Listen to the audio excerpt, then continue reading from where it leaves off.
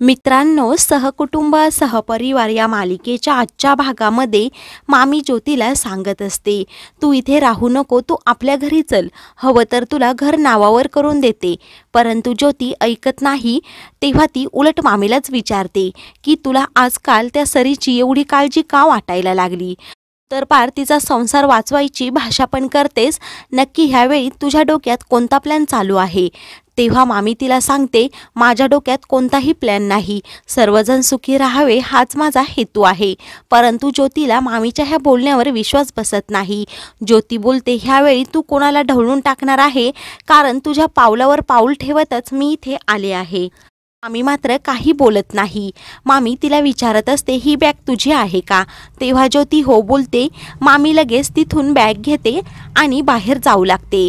ज्योती सांगत असते की माझी बॅग घेऊन बाहेर जाऊ नको. परंतु मामी ऐकत नाही. तिलाही बोलत असते, तू अगोदर येथून चल. ज्योतीही मामीकडून ती बॅग ओढून घेत असते. त्या झटापटीतच ज्योती मामीला जोरात ढकलून देते. मामीच्या डोक्याला लागतं. ज्योती रागातच मामीला सांगते, माझ्या गोष्टींच्या मध्ये अजिबात पडायचं नाही. मामी पार रडकुंडीला येते. मामी बोलते की माझ्या पापाची शिक्षा आज मला मिळाली आहे. ज्योतीच्या अशा वागण्यामुळे मामीला खूप वाईट वाटत असतं. तेव्हा मामी बोलते, आज माझ्या पोटच्या गोळ्याने मला लाथडलं आहे. बरोबर बोलतात, देवाची काठीचा आवाज कधीच येत नाही. कारण माझ्या लेकीने आज मला दुसरीकडे ढकललं आहे. असं म्हणून मामी पश्चाताप व्यक्त करतात की जे पेरतं तेच उगवतं. मीच तुला कधी संस्कार चांगले दिले नाही. असं म्हणून मी सरिताकडे कधीही लक्ष दिलं नाही, तिला व्यवस्थित सांभाळलं पण नाही. परंतु एक लक्षात ठेव, तुझ्यावर पण ही काठी नक्कीच पडणार. आज माझ्यावर पडली ते ठीक आहे, परंतु खूप लवकर मला माझ्या चुकीची जाणीव झाली आहे.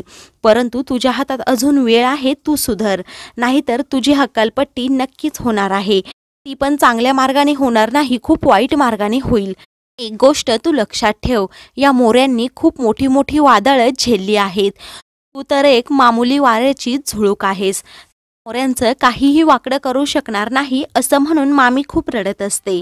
तर ज्योती पुन्हा बॅग आतमध्ये नेऊन ठेवते. इकडे सरिता एका पाराजवळ बसलेली असते.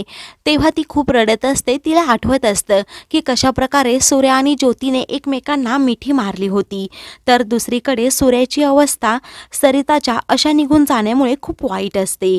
सूर्या त्याच्या आणि सरिताच्या फोटोकडे पाहून सरिताबरोबर बोलत असतो की सरे, माझं काय चुकलं ते तरी मला सांग.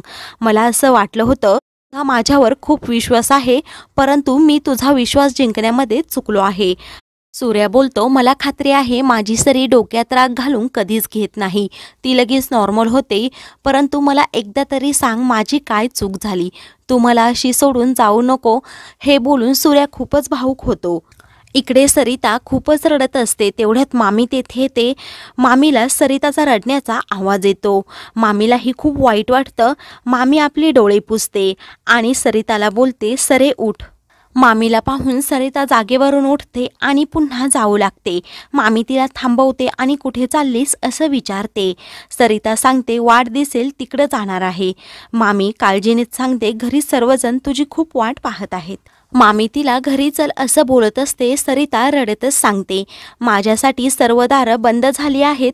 माझ्या आयुष्यातील सर्व सुखाचे क्षणही संपले आहेत. मामी सरिताला पुन्हा खाली बसवते आणि सांगते, सर्व घरं तुझ्यासाठी बंद झाली असतील, परंतु तुझ्या आईचं घर कधीच बंद होणार नाही.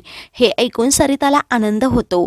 सरिता बोलते, तुम्ही हे बोललात तेच खूप झालं, पण आता मला कुणालाच त्रास द्यायचा नाही, तुम्हाला तर नाहीच नाही. मामी तिला बोलत असते, सरे तू कोणत्या मातीची बनली आहेस? मामी स्वतःच्या चुकीचा पश्चाताप व्यक्त करत असते आणि सरितासमोर आपलं मन मोकळं करत असते.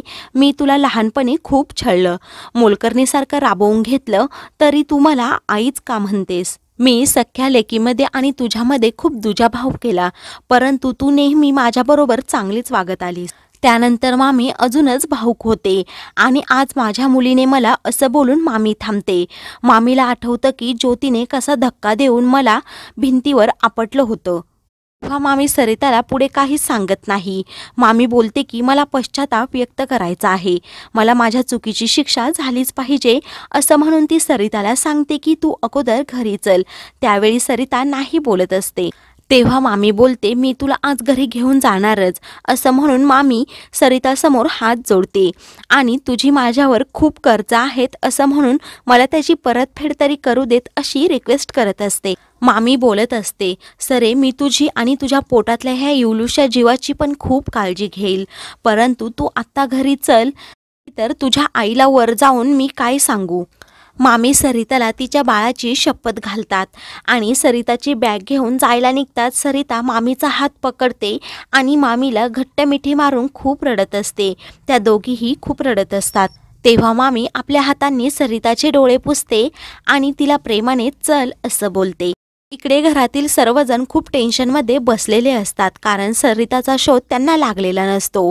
अंजी बोलते नक्की तायडी कुठे गेली असेल याचा पत्ताच लागत नाही. पशाही खूप चिंतेत असतो. अवनी सांगते आपण मामीला एकदा फोन करून विचारूयात का, एखाद्या वेळी वहिनी तिकडे गेल्या असतील.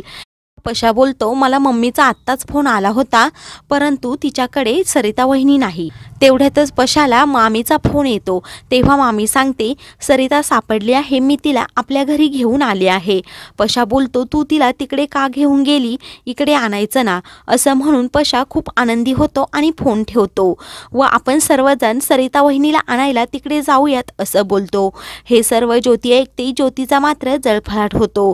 ती बोलते ही मम्मी नेहमी माझ्या चांगल्या कामावर पाणीच टाकते. तर इकडे मामी सरिताला पाणी प्यायला सांगते. तेवढ्यातच पशा, अंजी, वैभव आणि अवनी सखीला घेऊन तेथे आलेले असतात. सर्वजण सरिताला आवाज देत असतात की वहिनी दरवाजा उघड, आम्ही तुला घ्यायला आलो आहे. इकडे सरिता सर्वांचा आवाज ऐकते आणि तिला खूप वाईट वाटतं. तर मामीलाही सरिताकडे पाहत पण नाही. तेव्हा अवनी जोरात आवाज देते सखी पण तुम्हाला घ्यायला आली आहे, वहिनी दरवाजा उघडा. तर मामी सरिताला सांगते सरे तू काळजी करू नको, मी आहे तुझ्या बरोबर, तुझ्या मर्जीशिवाय तुला कोणीही इथून घेऊन जाणार नाही. असं म्हणून मामी बाहेर येतात आणि पुन्हा दरवाजा लावून घेतात. पशा बोलतो मम्मी हे तू काय करतेस. मामी सांगते मी तुला सांगितलं होतं ना पशा की तिच्या मर्जीशिवाय कोणीही इकडे यायचं नाही. सांगते थोडा वेळ, जरा तिला वेळ द्या, एकांतात राहू द्या. पशा मामीवर भडकतो आणि तू पुन्हा नवीन कारस्थान काही करत नाही ना असं मामीला विचारतो. मामी शांतपणे पशाला सांगते ती पूर्णपणे खचून गेली आहे, मी कसंबसं तिला समजावलं आहे आणि त्यामुळे ती घरी आली, नाही तर सर्व सोडून चालली होती. काय झालं ते नक्की मला माहीत नाही आणि तिने सांगितलं पण नाही. तेव्हा वैभव आणि पशा बोलतो आम्ही वहिनीला आमच्या घरी घेऊन जातो. असं म्हणून ते दरवाजा उघडायला जाणार तितक्यात मामी बोलते तुम्ही सर्वजण जरा थांबा, कारण सरिताचं चित्त थाऱ्यावर नाही, ती सारखी रडत आहे. अवनी मामीला विचारते एवढं काय झालं आहे. तेव्हा अवनी आणि अंजी सारखाच मामीकडे आग्रह करत असतात की तुम्ही बाजूला सरा. अवनी मामीला सांगते की मी सखीला वहिनींच्या हातात देते, मग वहिनी नक्की घरी येतील. तेव्हा मामी सर्वांना समजवण्याचा प्रयत्न करते, परंतु कोणी ऐकत नाही. मामी दरवाजाला हात लावूनच उभी राहते आणि हे घर माझं आहे, माझ्या मर्जीशिवाय कोणीही माझ्या घरात जाणार नाही असं बोलते. तेव्हा पशा बोलतो म्हणजे मम्मी तुला आता असं वागायचं आहे का. मामी बोलते थोडा वेळ मला फक्त समजून घ्या. असं म्हणून मामी आतमध्ये जाते आणि दरवाजा लावून घेते. बाहेरून सर्वजण मोठ्या मोठ्याने आवाज देत असतात सरिता वहिनी तू का रागावली, प्लीज तू बाहेर ये. तेवढ्यातच ते सूर्य आणि ओंकार धावत येतात आणि सरी कुठे आहे असं विचारत असतात. तेव्हा सूर्या सरीला सांगत असतो की सरे प्लीज तू एकदा बाहेर ये आणि माझ्याशी बोल. तेव्हा मामी सूर्याचा आवाज ऐकून लगेच दरवाजा उघडायला जाते. तेव्हा सरिता मामीच्या हाताला पकडते आणि मामीला खाली बसवते. तेव्हा बाहेर सूर्या बोलतो ठीक आहे तुला दरवाजा उघडायचा नसेल तर नको उघडू, परंतु तू पण एक गोष्ट लक्षात ठेव की तू आल्याशिवाय आम्ही सर्वजण इथून जाणारच नाही, मी इथेच बसणार आहे. मित्रांनो पुढील भागामध्ये सूर्याच्या चुकांची जाणीव पशा त्याला करून देणार आहे. तर मित्रांनो अशाच मालिकेंचे पुढील भाग पाहण्यासाठी चॅनलला सबस्क्राईब करा.